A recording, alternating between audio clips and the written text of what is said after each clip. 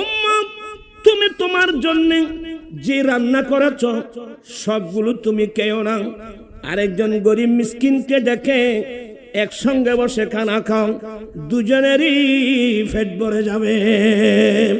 আচ্ছা আপনারা বলেন এই আদর্শগুলো আমাদের মধ্যে আছে?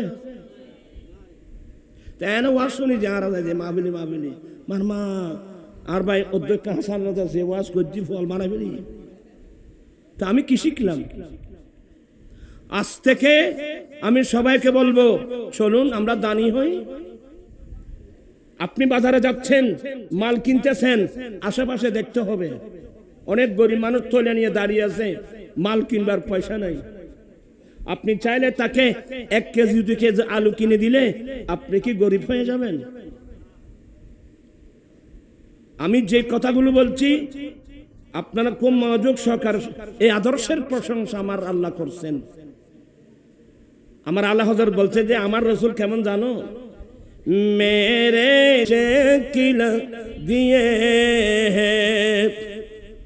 আমি কয়টা হাদিস বলছি, পাশে যে সুরঙ্গ, ওই সুরঙ্গের উপর লেখা আছে নুন ফা কাম নাফক, নাফক 1 নাফক 2 লেখা আছে। নাফক মানে ওই সুরঙ্গ, যে সুরঙ্গের মুখ দুটা, একটা দিয়ে ঢুকে আরেকটা দিয়ে বের হয়, এটাকে আরবিতে বলে মুনাফিক। লিসানুল আরব আরবি ভাষার অভিধানের কিতাব আল্লামা ইবনে মনজুর আল আফ্রিকি 18 খণ্ড কিতাব, 18 খণ্ড। সেইখানে নফকের আর্থার্থ আপনারা আরামি কেছ তোমার এই কেসাইলে উগ্র সাহা দিত না, কেসাই এখন লাভলে পাইব আর মিকেছ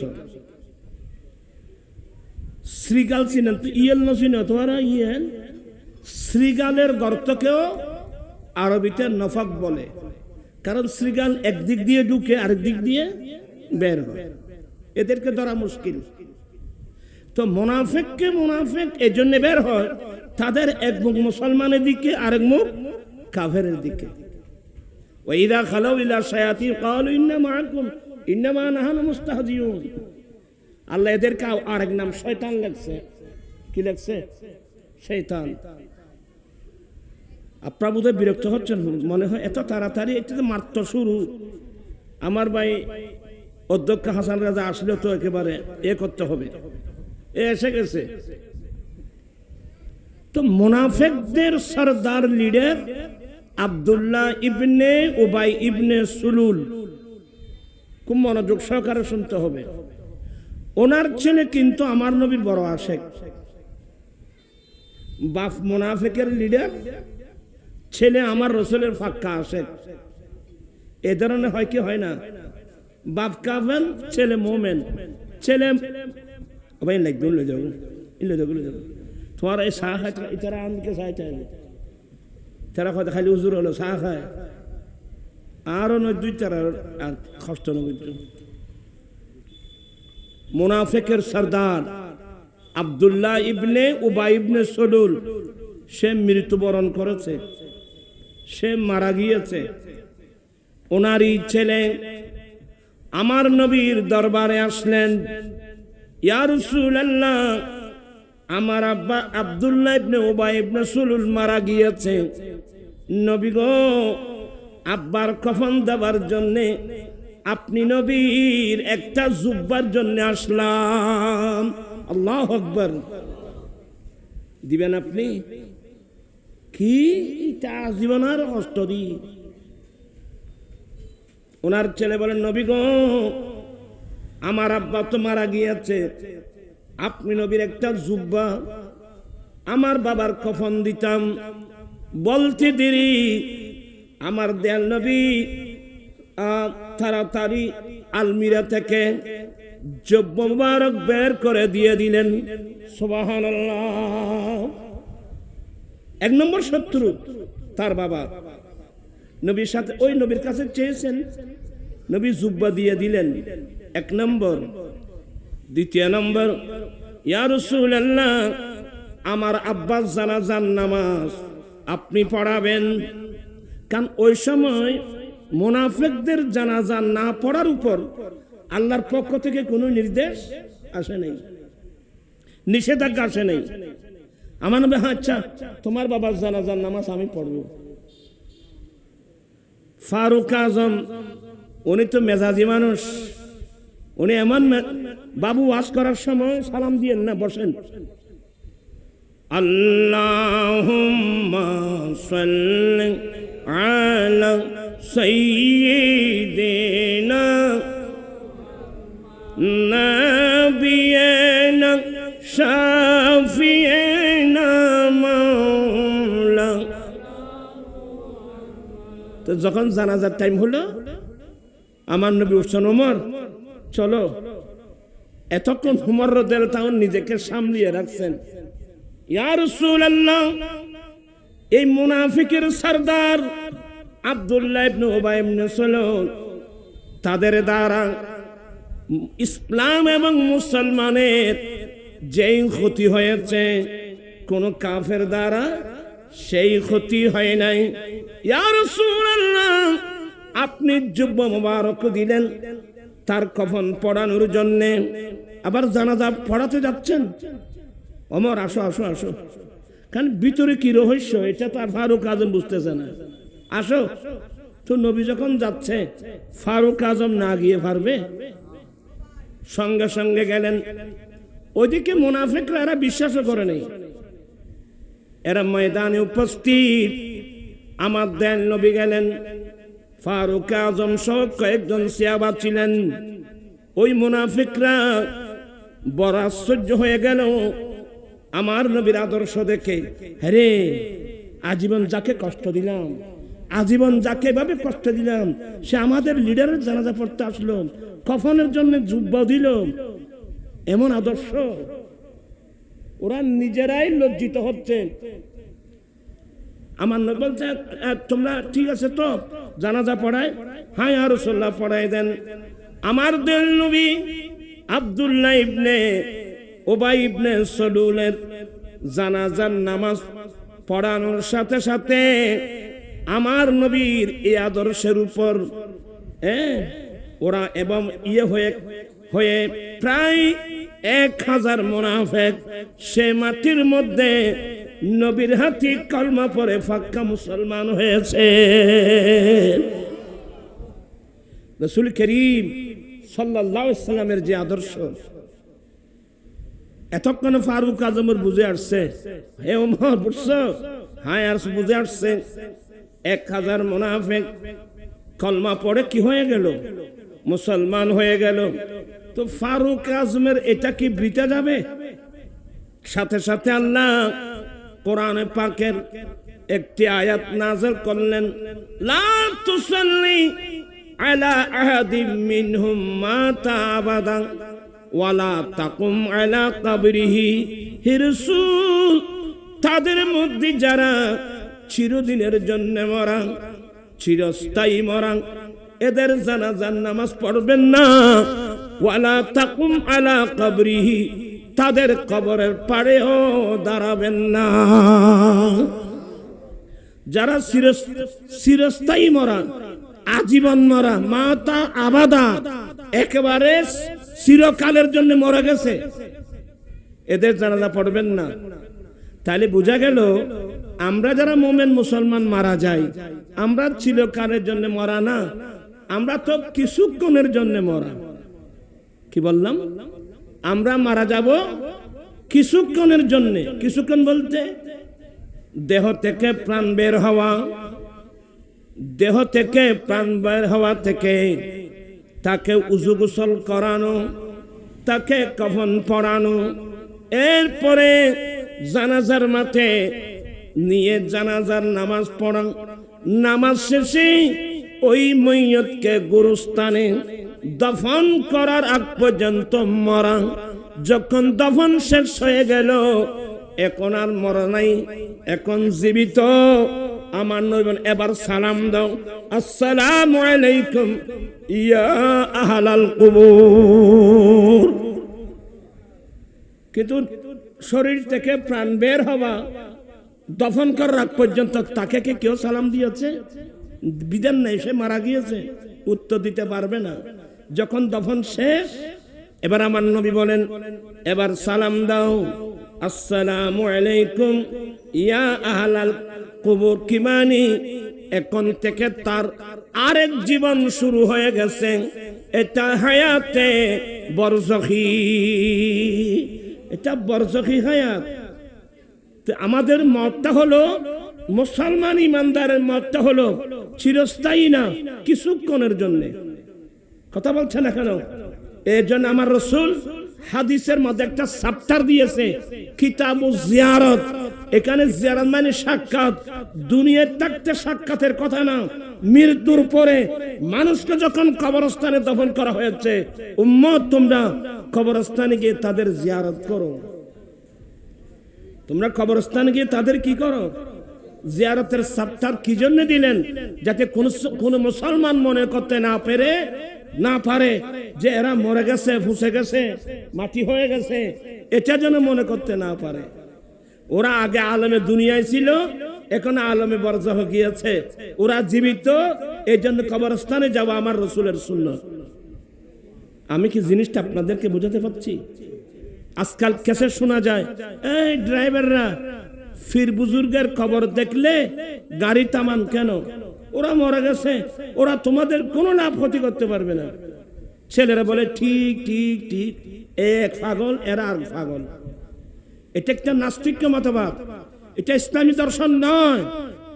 তার কাছে ইসলামী জ্ঞান থাকতো, সেই এটা কোনোদিন বলতে পারতো না। সে বলতো যে এক ড্রাইভাররা রাস্তা দিয়ে গাড়ি চালিয়ে নেওয়ার সময় রাস্তার পাশে যদি কোন একটা মুসলমানের কবরস্থান দেখো, একটু ব্রেক করে তাদেরকে একটা সালাম দাও না, আসসালামু আলাইকুম ইয়া আহলাল কুবুর মিনাল মুমিনিনা ওয়াল মুমিনাত ওয়াল মুসলিমিনা ওয়াল মুসলিমাত, নাসআলুল্লাহ লানা ওয়া লাকুমুল আফিয়া ওয়া ইন্না ইনশাআল্লাহ বিকুম লালাহিকুন।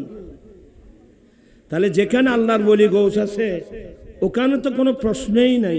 যেখানে একজন সাধারণ কবরস্থান দেখলেও আপনি যদি ইসলামের বিধান বুঝেন, গাড়িটা ব্রেক করে তাদেরকে একটি সালাম দাও। যদি সময় হয় একবার সূরা ফাতিহা, 3 বার সূরা ইখলাস পড়ে তাদের রূহের মধ্যে সওয়াব রাসানি করো। আমি কি জিনিসটা আপনাদেরকে বোঝাতে পারলাম? আপনারা কিন্তু খুব সতর্ক। এটা আধুনিক যুগ, অনেক মানুষ ইমান হারা হয়ে মরবে। ইদানি একটা সাবজেক্ট শুরু হয়ে গেল, মরণোত্তর চক্ষুদান। কি লেখছে দে? মরণোত্তর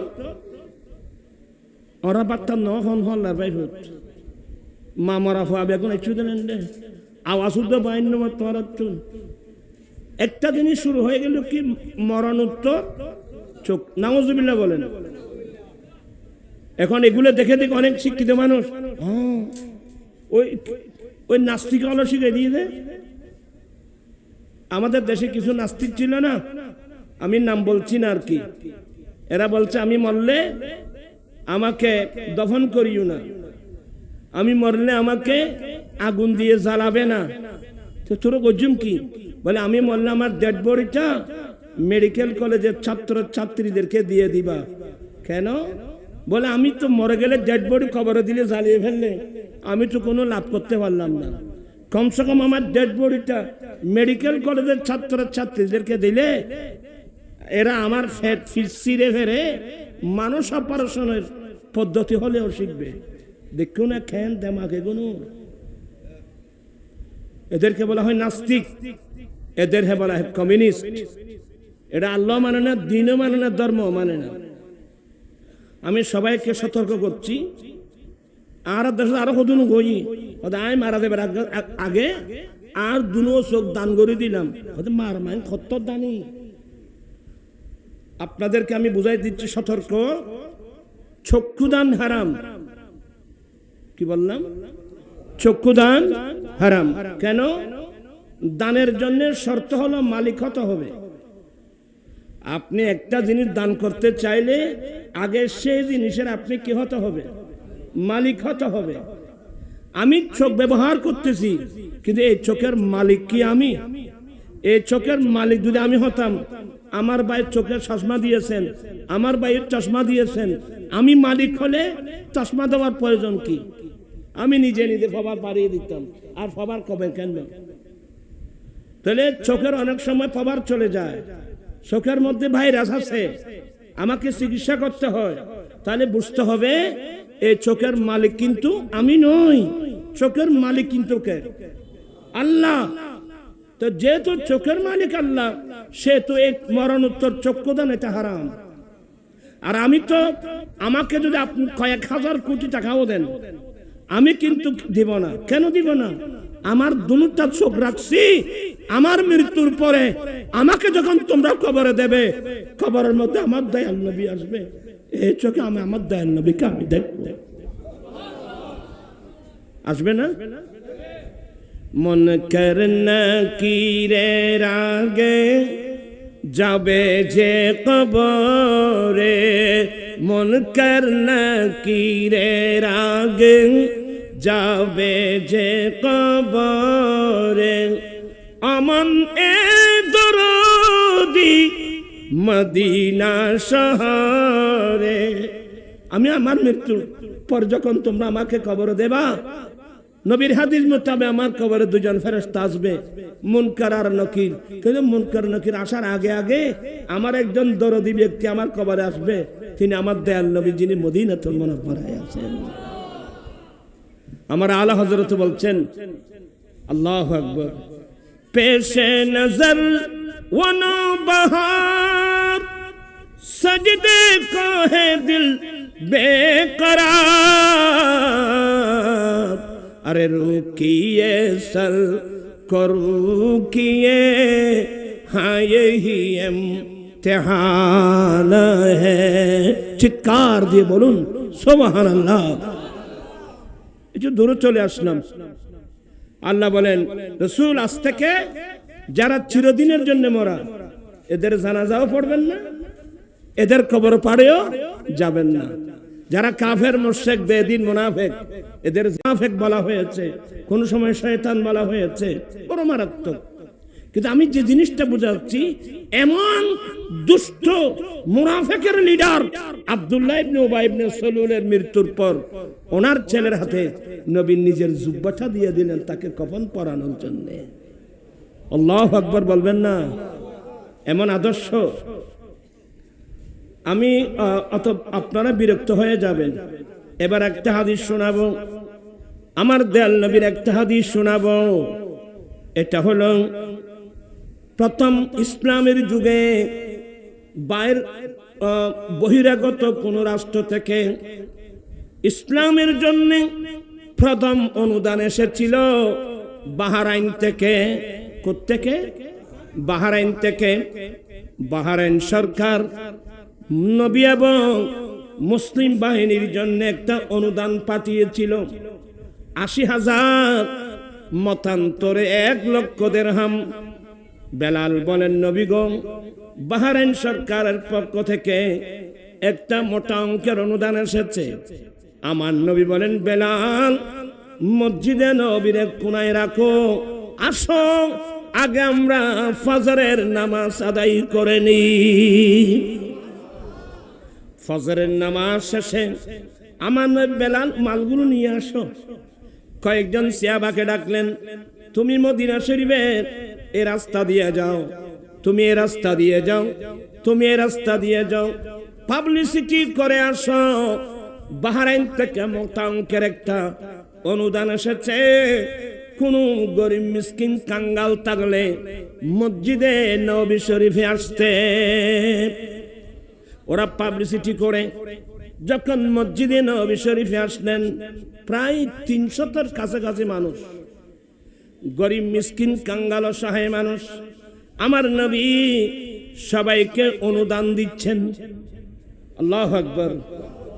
আর আমরা কতক্ষণ বসতে পারবো? আমার নবী ফজরের নামাজ পড়ে বসছেন। আরে বাবা, 80,000 মতান্তর 1 লক্ষ দিরহাম, এগুলো বর্তমান তো কয়েক হাজার কোটি টাকা হবে। আমার নবী বন্টন করছেন। করতে করতে করতে করতে এক বছরতে জোহরের নামাজের সময় হলো। জোহরের আজান শেষ, বন্টন করা শেষ, যা আছে শেষ হয়ে গেল। সবাই মনোযোগ, যা আছে সব শেষ হয়ে গেল। আসো আমরা যোহরের নামাজ আদায় করি। আমার নবী যোহরের নামাজ আদায় করালেন, আমার নবী নামাজ পড়াই দিলেন। নামাজ শেষে তোরা হচ্ছে চাইতে লাগবে দেবো। হ্যাঁ, আবার এখানে আর চেমিকটা মানুষ কেন আত্মন হলো জবা খারাপ লাগবে আত্মন বলতে চাচ্ছিল ওই উজুরি বাইরে একটু ফিরে গিয়ে ঘুরি আগুন বলতে চাচ্ছিলাম, আমার নবী যোহরের নামাজ পড়ে বসলেন, একজন ব্যক্তি দাঁড়িয়ে গেলেন, ইয়া রাসূলুল্লাহ, ইয়া হাবিবাল্লাহ, আমার বাড়ি মদিনা শরীফের অনেক দূরে, সংবাদ পেতে দেরি হয়েছে, আসতে দেরি হয়েছে। নবী গো, আমার ছেলে মেয়ে 2 দিনের উপবাস, থাকলে আমাকে একটা অনুদান দেন। আচ্ছা, আরো লিখে বলতাম ভাই ফেতন কিনলে দিন তো জোর আগে কি আমরা, তুমি এতক্ষণে কেন আসছো? এগুলো তো জোরের আগে শেষ। কিন্তু সাহাবায়ে কেরাম আমার নবীর চেহারা মুবারকের দিকে চেয়ে আছে। আমার নবী বলেন, আনা মদিনাতুল ইলমি ওয়া আলিয়ুম বাবুহা, আমি নবী জ্ঞানের শহর, এই শহরের দরওয়াজা আলী। আমার নবী বলেন, আনা দারুল হিকমতে ওয়া আলিয়ুম বাবুহা, আমি নবী বিজ্ঞানের ঘর, এই ঘরের দরওয়াজা আলী। আমার নবী বলছেন, বুইসতু মুআল্লিমান, আমি শিক্ষক হিসেবে প্রেরিত। বিদায় সমস্ত সাহাবায়ে কেরাম আমার নবীর চেহারার দিকে তাকিয়ে আছে। এই মুহূর্তে নবী ওই মিসকিন সাহাবাকে কি উত্তর দেয়? আল্লাহু আকবার। এগুলো শিখেন, এমনি দৌড়াদৌড়ি করলে হবে না বাবু। আমার নবী রাহমাতুল লিল আলামিন নবী সুন্দর ভাষায় ঠান্ডা মেজাজে বললেন, সাহাবা, বাজারে তোমার কোন পরিচিত সওদাগর আছে? সবার কিন্তু মনোযোগ। এ আমার সাহাবা, বাজারে তোমার পরিচিত কোন সওদাগর আছে? ক্বালা নাম, হ্যাঁ ইয়া রাসূলুল্লাহ, বাজারে আমার পরিচিত সওদাগর আছে। তাহলে তুমি এক্ষুনি যাও, সওদাগরকে বলবা তোমার পরিবারের জন্য যা মাল লাগবে মালগুলো দিতে, মূল্য যত আসবে আমি নবীর নামে খাতায় লিখে রাখতে বলবা। আল্লাহু আকবার। কোথায় পাবেন এই আদর্শ? সেই নবীর কলমা আমরা পড়েছি, সেই আদর্শ আমাদের মধ্যে কি আছে? ফারুক আজম দাঁড়িয়ে গেলেন, নবী গো, আল্লাহ তো আপনাকে এত কষ্ট দেয় নাই, এটা তো খরচ করে দান করার মতো। আল্লাহ তো আমাদেরকে খরচ করে দান করতে বলে নাই। আমার রাসূলের চেহারা রং পরিবর্তন হয়ে, অর্থাৎ কথাটা নবীর কাছে পছন্দ হয় নাই। একজন মদিনার আনসারী বলেন, ইয়া রাসূলুল্লাহ, আমার পরামর্শ হলো আপনি আপনার অন্তরকুলে ইচ্ছে মোতাবেক দান করতে থাকেন, আল্লাহর ধনভাণ্ডার কমে যাওয়ার ভয় করবেন না। আল্লাহু আকবার বলেন, আল্লাহু আকবার। কোথায় পাবেন এই আদর্শের প্রশংসা না করে কোন আদর্শের প্রশংসা করা হবে? এবার আমার নবী হাদিসে বলেন, তা'ামুল ওয়াহিদি ইয়াকফিল ইসনাইন, একজনের খাবার 2 জনের জন্য যথেষ্ট, 2 জনের খাবার 4 জনের জন্য যথেষ্ট। মানে উম্মত, তুমি তোমার জন্য যে রান্না করেছ সবগুলো তুমি খেও না, আরেকজন গরিব মিসকিনকে দেখে একসঙ্গে বসে খানা খাও, দুজনেরই পেট ভরে যাবে। আচ্ছা, আপনারা বলেন এই আদর্শগুলো আমাদের মধ্যে আছে? তাই না? ওয়াজ শুনি যে আর মাহবিলি মাহবিলি মারমা আর ভাই অধ্যক্ষ হাসান আছে, ওয়াজ করছি ফল মারাবিলি। তা আমি কি শিখলাম? আজ থেকে আমি সবাইকে বলবো, চলুন আমরা দানি হই। আপনি বাজারে যাচ্ছেন, মাল কিনতেছেন, আশেপাশে দেখতে হবে অনেক গরিব মানুষ তোলে নিয়ে দাঁড়িয়ে আছে, মাল কিনবার পয়সা নাই। আপনি চাইলে তাকে 1 কেজি 2 কেজি আলু কিনে দিলে আপনি কি গরিব হয়ে যাবেন? আমি যে কথাগুলো বলছি আপনারা খুব মনোযোগ সহকারে এই আদর্শের প্রশংসা আমার আল্লাহ করছেন। আমার আল্লাহ হযরত বলছে যে আমার রাসূল কেমন জানো, মেরে চেকিলা দিয়ে। আমি কয়টা হাদিস বলবো। বুখারী শরীফ বলেন, একজন মহিলা 2 হাতে 2 মেয়ে সন্তান নবীর দরবারে গেলেন। আমার নবী ছিলেন না, আমাদের আম্মি জানকে বলেন, মা আমার এই দুটা কন্যা সন্তান উপবাস থাকলে কিছু দেন। মা আয়েশা সিদ্দিকা রুমের মধ্যে ওই সময় মাত্র একটা খেজুর ছিল। কয়টা? তার হলে হতে হাতে খেজুর আসুক থুরুদি ফেলে নেয় খাইম কি। কিন্তু মা আয়েশা সিদ্দিকা আমার নবীর স্ত্রী, আমার নবীর যে আদর্শ, মা আয়েশা সিদ্দিকা ওই খেজুরটা এনে এই মেয়ের হাতে তুলে দিল। মেয়েটা খেজুরটা নিয়ে 2 ভাগে ভাগ করলেন, একটা অংশ মেয়ের হাতে, আরেকটা অংশ মেয়ের হাতে তুলে দিলেন। রাতের বেলায় আমার নবী যখন ঘরে আসলেন, মা আয়েশার জুবান থেকে এই ঘটনাটা যখন শুনলেন, আমার নবী আয়েশা যে মা নিজের ছেলে মেয়েদেরকে নিজে না খেয়ে এইভাবে মেয়ের ছেলে মেয়েদেরকে খাওয়ায় লালন পালন করে, এরা কিয়ামতের মাঠে মা এবং জাহান্নামের মাঝখানে পার্টিশন হয়ে দাঁড়িয়ে যাবে। বিরক্ত হচ্ছেন বোধহয় আপনারা। আমি যে আলোচনা, ইন্নাকা লাআলা খুলুকিন আযীম, আমার নবীর 360টি উত্তম আদর্শের শাখার মধ্যে সবচেয়ে উত্তম শাখা হলো আল্লাহ রাস্তায় কি করা, দান করা। আপনারা নরম হলে তো আমি বুঝতে পারবো না। একজন সাহাবা আসলেন, ইয়া রাসূলুল্লাহ আমার বাবা মারা গিয়েছে, আমাদের মাথার উপর বিরাট এক কর্জের বোঝা রেখে গেছে। তবে আমার বাবা একটা খেজুরের বাগান দিয়ে গেছেন, এই খেজুরের বাগান থেকে আমরা খেজুর পেরেছি, ঠাল মেরে রাখছি, কর্জদার সবগুলো এসে গেছে। ইয়া রাসূলুল্লাহ আমি যদি আমার আব্বার কর্জদারের এই খেজুর থেকে কর্জদারের কর্জ পরিশোধ করি, আমরা ছেলে সন্তান কি খাবো? এই কথা বলা মাত্রই আমার নবী দাঁড়ালেন। সাহাবা তুমি খেজুর পারছো? হ্যাঁ। কোথায় এগুলো? আমার ঘরের পাশে আঙ্গিনায় ঠাল মেরে রেখে আসছি। আমার দেন নবী বলেন আমাকে নিয়ে যাও। এগুলো একটা একটা পয়েন্ট শিখেন। আমার নবী গেলেন, বলে এই তো খেজুর। আমার নবী খেজুরের ঠালের চতুর্পাশে 7টা চক্কর লাগালেন। কয়টা? 7টা চক্কর দিলেন। কি মানে বরকতের জন্য দোয়া করলেন।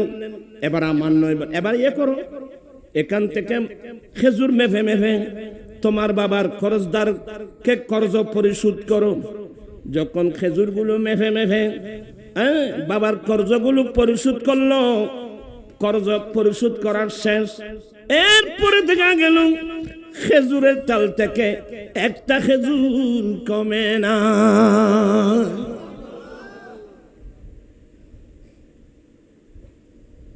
আর ভাই গ্যারো লে আনো না, ওই হাসানরা যারা লই আনো তোমার আর দিলে এছাড়া এবার সুন্দর ওয়াজ শুনতেনো। আমার ভাইয়েরা আপনার বেয়াদবি মাফ করবেন, আমি কিছু হাদিস বলবো। একজন সাহাবা এসে বলছেন, ইন্নী হালাকতু ইয়া রাসূলুল্লাহ, নবী গো আমি তো ধ্বংস হয়ে গেলাম। ক্বালা ওয়া বিমা, নবী জিজ্ঞাসা করেন তুমি কি করছো?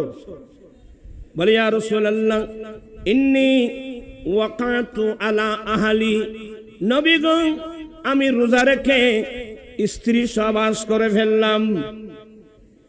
নবী গো আমি রোজা রেখে স্ত্রী সহবাস করে ফেললাম, আমার রোজা তো নষ্ট হয়ে গেল, আমি তো ধ্বংস হয়ে গেলাম।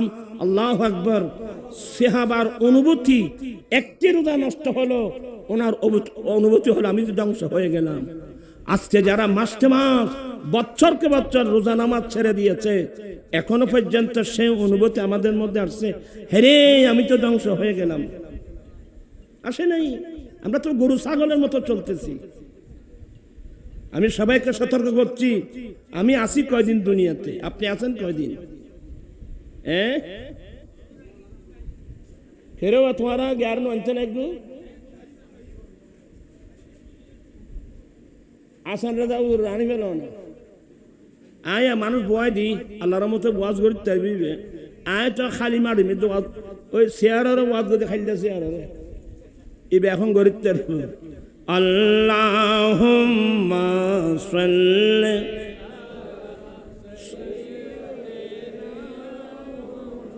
ওরা তো বাচ্চা নহন বললার।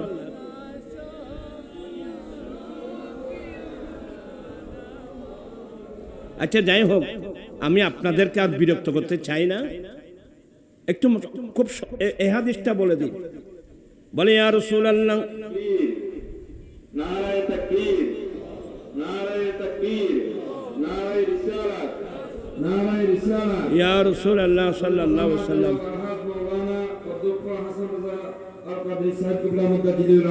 মারহাবা।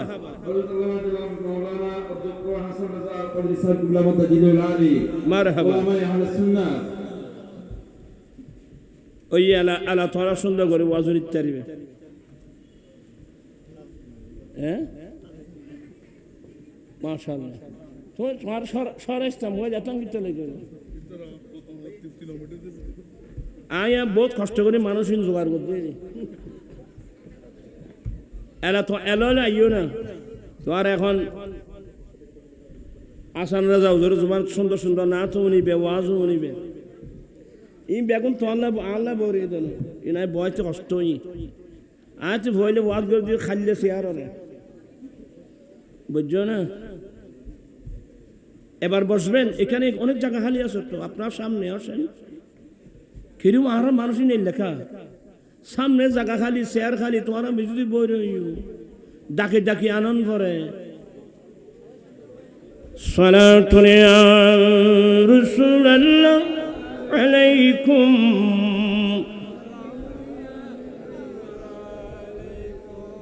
আসলে মানুষ তরকারি যেতন জাল দে গট গট গট গট গট করে, জাল দিয়ে শেষ তরকারি আলাইয়ের খুশি বইটা।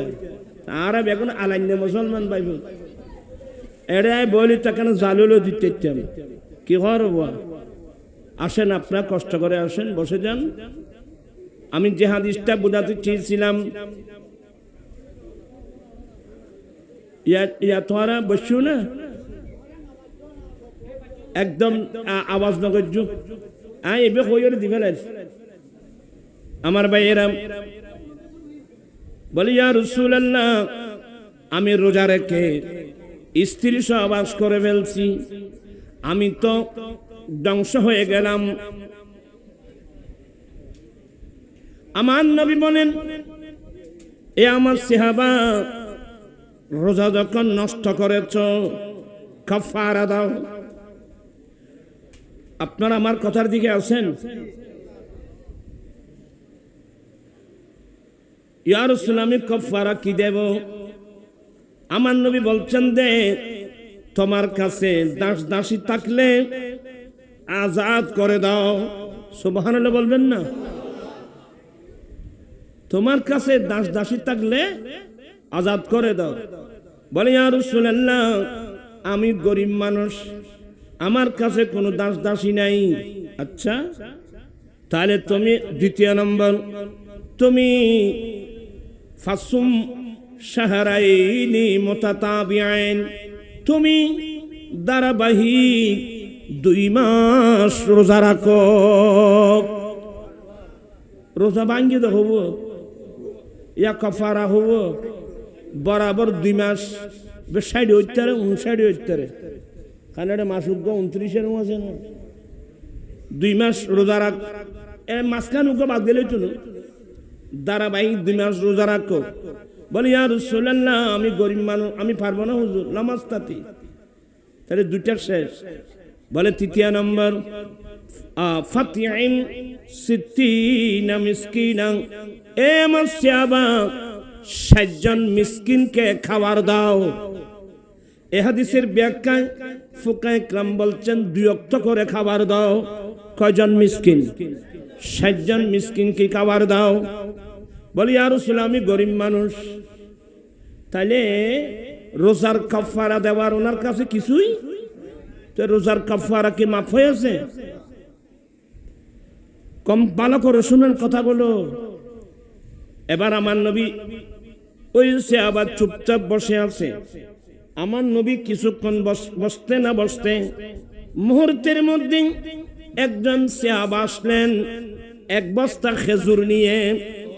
ওই নতুন খেজুর বাগানের খেজুর ফারছে দে, সাহাবা একরামের আদর্শ, নতুন খেজুর বাগানের খেজুর পাকলে প্রথম 1 বস্তা খেজুর নবীর জন্য নিতেন। নাসাই শরীফের হাসিয়ায় লেখছে দে প্রায় 80 কেজি কিমানি 2 মণি খেজুরের বস্তা নিয়ে নবীর কাছে আসলেন। আমার নবীকে দিনের নবী গ্রহণ করলেন। গ্রহণ করা মাত্রই আমার নবী ওই সাহাবাকে ডাক দিলেন, অমুক সাহাবা কোথায়? ক্বালা হা আনা, নবী গো সে হতভাগা আমি। আমার নবী বলেন, আমার সাহাবা আমার জন্য 1 বস্তা খেজুর আনছেন হাদিয়া, আমি এগুলো তোমাকে দিয়ে দিলাম। তুমি মদিনার গলি গলি হেঁটে হেঁটে তুমি গরিব মিসকিনকে দান করে তোমার রোজার কাফারা আদায় করো। আপনি পারবেন?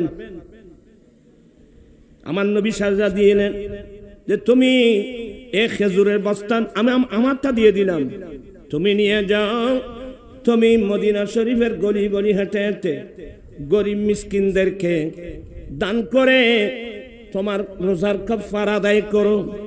ওই সাহাবা বললেন, ইয়া রাসূলুল্লাহ, মদিনার জমিনে আমার চেয়ে বড় মিসকিন তো আর কেউ নাই। দেখুন বেলে বেলে বলি এই কথা বলা মাত্রই ফাদাহিকান নবী সাল্লাল্লাহু আলাইহি সাল্লাম, আমার নবী এমন হাসছেন, নবীর সামনের আনিয়াব দন্দান দেখা গেল। নবী এমনি হাসছেন। আমার নবী হেসে হেসে বলছেন, আচ্ছা বুঝতে পারছি, তুই বেলা বেলা বলি এ সাহাবা নাও, তোমার ছেলে বেলে নিয়ে খেয়ে ফেলো। তার কি মানি? ওই সাহাবা জানে পৃথিবীর কোন মুহাদ্দিস মুফতি নিজের কাফারা নিজে খেতে পারবে এই ফতোয়া পৃথিবীর কেউ দিতে পারবে না, কিন্তু আমার আল্লাহ আমাদের নবীকে সেই ক্ষমতা দিয়েছে। আমার হুজুর কেবলা পীর মুর্শিদ তাজুল শরিয়া আখতার রাজা আল আজহারি রহমতুল্লাহ আলাইহি কত সুন্দর সুন্দর করে লেখছেন, মুনव्वर मेरी आंखों को मेरे शम्सो दुहा कर दे। তুই বললে না সুন্দর হইতো, मुनव्वर मेरी आंखों को मेरे शम्सो दुहा कर दे, गमों की धूप में वो साया जुल्फे दुता कर दे, जहां बानियता कर दी बड़ी जन्नत हिबा कर दी, नबी मुख्तार कुल है जिसको जो चाहे अता कर दे, नबी मुख्तार कुल है जिसको जो चाहे अता कर दे, मुनव्वर मेरी आंखों को मेरे शम्सो दुहा कर दे, गमों की धूप में वो साया जुल्फे दुता कर दे। चित्कार दी बोलून ना सुबहान अल्लाह। इन्नका लाला खुलुकिन अजीम। হে নবী, নিশ্চয় আপনি অতি উত্তম আদর্শের উপর অধিষ্ঠিত। আমার রাসূলের জীবনে আমার নবী তো বাদশার বাদশা। নজরুল বলছে না, নূরে মুহাম্মদ সাল্লাল্লাহু আলা, তুমি বাদশার বাদশা, বলেন তো, যিনি বাদশার বাদশা জীবনে এক ওয়াক্ত খাবার পেট ভরে খেয়েছেন, কেউ প্রমাণ করতে পারবে? আই আহমদ মুরসাল নূরে খুদা তেরি জাতি সফা কা क्या कहना, पढ़ते हैं मलाइक सल्ली अला तेरी शान उला का क्या कहना। खाया न कभी भी जी बल कर खुद भूख रहे, बंधे पत्थर औरों को दिया जूली बल तेरे दस्ते अता का क्या कहना।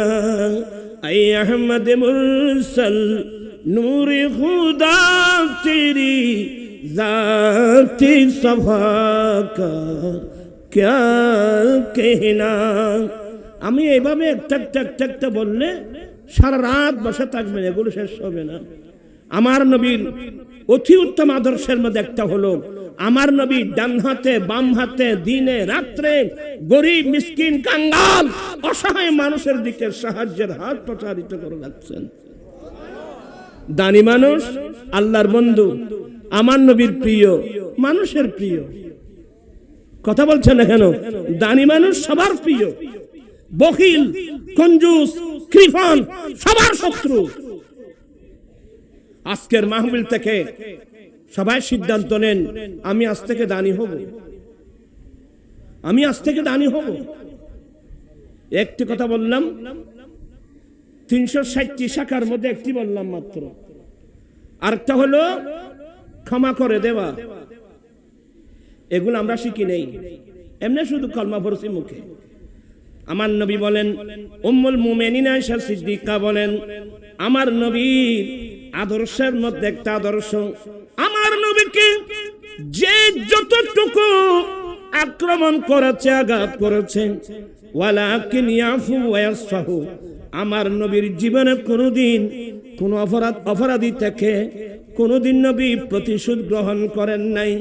নবীর বড় আদর্শ হলো তাকে ক্ষমা করে দেওয়া। আর শিখি নিয়ে শিখলে মানুষ কিভাবে মানুষের বাড়িতে আগুন লাগায়, এগুলো বললে 100 আটগাল বেচার হইব ভাই ভূত। আমরা এগুলো শিখি নেই, ইবলিসি কালচার আমাদের মধ্যে আছে।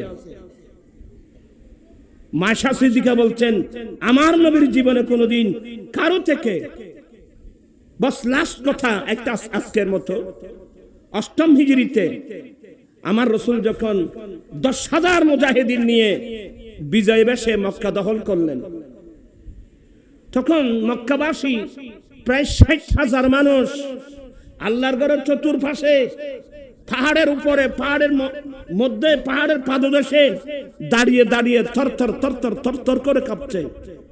হ্যাঁ, মুহাম্মদকে আমরা কষ্ট দিয়েছি, নবীর বাহিনীকে কষ্ট দিয়েছি, মক্কা ছাড়া করেছি। কেউ মক্কা থেকে হাবশা, আবার মক্কা থেকে হাবশা, লাস্টে মক্কা থেকে মদিনা, ঘর বাড়ি ব্যবসা বাণিজ্য সব পেলে চলে যেতে বাধ্য হয়েছে। অনেক নির্যাতন করেছি, অনেক নির্যাতনের স্টিমুলার চালিয়েছি। হেরে, আজকে সে মক্কা তো মুহাম্মদের হাতে চলে গেছে, মুহাম্মদের বাহিনীর হাতে চলে গেছে। আল্লাহ জানে এরা আমাদের থেকে কি প্রতিশোধ গ্রহণ করে, আল্লাহ জানে এরা আমাদের থেকে কি প্রতিশোধ গ্রহণ করে। আমার রাসূল মক্কাবাসীর মনের অবস্থা বুঝতে পেরে আল্লাহর ঘরের সামনে দাঁড়ালেন। এ আমার ভাইয়েরা শুনুন, আমরা কোন নবীর উম্মত, কি আদর্শ আমাদের উচিত ছিল। আমার নবীর সামনে দাঁড়িয়ে বলেন, এই মক্কাবাসী, তোমরা আমাদের উপর আক্রমণ করেছো, মুসলিম বাহিনীর উপর আক্রমণ করেছো, নির্যাতনের স্টিম রোলার চালিয়েছো, তোমরা ভয় পাচ্ছ। আজকে মক্কা আমাদের হাতে এসে গেছে, আমরা তোমাদের থেকে কি প্রতিশোধ গ্রহণ করব, এই ভয়ে তোমরা কাঁপতেছো। শুনো, আমি প্রতিশোধ নেওয়ার জন্য আসি নাই, এই মুহূর্তের মধ্যে আমি তোমাদেরকে সেই উত্তর দেব যে উত্তর হযরত সাইয়েদনা ইউসুফ আলাইহিস সালাম নিজের ভাইদেরকে দিয়েছিলেন, লা তাসরিবা আলাইকুমুল ইয়াম, আজকে প্রতিশোধ নয়, আজকে আমি সাধারণ ক্ষমা ঘোষণা করে দিলাম।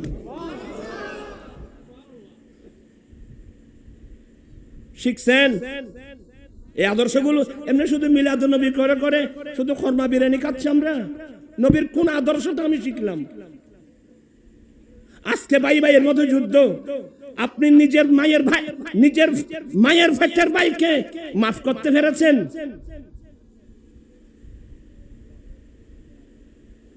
আমি আর বেশি এখনো দেরি হয়ে গেল, দুই একটা কথা বললাম। মনীষীরা বলেন ক্ষমা মহত্বের লক্ষণ। কথা বলছেন না কেন? ক্ষমা, আমরা এই যে নবীর আদর্শ, এই মক্কাবাসী, এই মুহূর্তের মধ্যে আমি তোমাদেরকে সেই উত্তর দেব যে উত্তর ইউসুফ আলাইহিস সালাম নিজের ভাইদেরকে দিয়েছিলেন। নিজের ভাই কি করছেন? ইউসুফ আলাইহিস সালামের হাত পা বেঁধে ঘুষি মেরে কোথায়? পাহাড়ের জঙ্গলের ভিতর গভীর কূপের মধ্যে ফেলে দিয়েছিল মেরে ফেলার জন্য। আচ্ছা, এটা কি মাফ করা যায়? কিন্তু উনি তো নবী ইউসুফ আলাইহিস সালাম। বহু বছর পরে মিশরের জমিনে যখন ইউসুফ আলাইহিস সালামকে আল্লাহ তো মিশরের বাদশা বানিয়েছেন, এই জন্য কোনোদিন কাউকে ঘৃণা করবেন না। আপনি যাকে ঘৃণা করছেন হয়তো একদিন সে মন্ত্রী, আপনাকে দাঁড়িয়ে থাকতে হবে। যেমন ইউসুফ আলাইহিস সালামের ভাইয়েরা রেশনের জন্য গিয়েছিল ইউসুফ আলাইহিস সালামের কাছে, অনেক লম্বা আলোচনা। যখন ধরা পড়লো, বলে আপনি ইউসুফ না তো? বলে হ্যাঁ আমি ইউসুফ। ওরা তো 10 ভাই একসাথে নিচের দিকে পানি পড়তে পড়তে রক্ত ঝরার উপক্রম হলো। হে আল্লাহ, যে ভাইকে আমরা হাত পা বেঁধে জঙ্গলে কূপে ফেলে দিয়েছিলাম, আজকে সে মিশরের রাজা। আল্লাহ জানে কি প্রতিশোধ নেই। বলে ভাইয়া আমি প্রতিশোধ না, আসো, লা তাসরিবা আলাইকুমুল ইয়াউম, আজকে প্রতিশোধ না, আজকে আমি সাধারণ ক্ষমা ঘোষণা করে দিলাম। আসো আমার বুকে, আসো, আসো আমরা একসঙ্গে কানা খাই। আল্লাহু আকবার। এই আদর্শ, মুস্তাফার এই আদর্শ আমরা শিখেছি। রাজনৈতিক প্রতিহিংসা, জ্বালাইতে বাড়িঘর জ্বালাইবে না, গর্ত বাঁধে, এগুলোই শিখছি। এগুলো শয়তানি কালচার, এগুলো কোরআন, এগুলো নবীর সুন্নাত তরিকা নয়। আমি আমার ভাইদেরকে আজকের মাহফিল যারা আয়োজন করেছেন এবং আমার মাফ আলোচনা যারা শুনছেন, সবাইকে বলবো নবীর আদর্শের মধ্যে একটা আদর্শ কি করে দেওয়া, মাফ করে দেওয়া। আমরা কি এটা শিখতে পারবো? আমরা কি এটা গ্রহণ করতে পারবো? আপনি যদি আপনার নিজের ভাইকে মাফ করতে না পারেন, আপনি আজীবন কান্নাকাটি করলে আল্লাহ আপনাকে মাফ করবে না। আপনি নিজের ভাইকে মাফ করে দিয়েছেন, আল্লাহর সাথে আপনার জীবনের গুনাহগুলো কি করে দিবেন? মাফ করে দিবেন।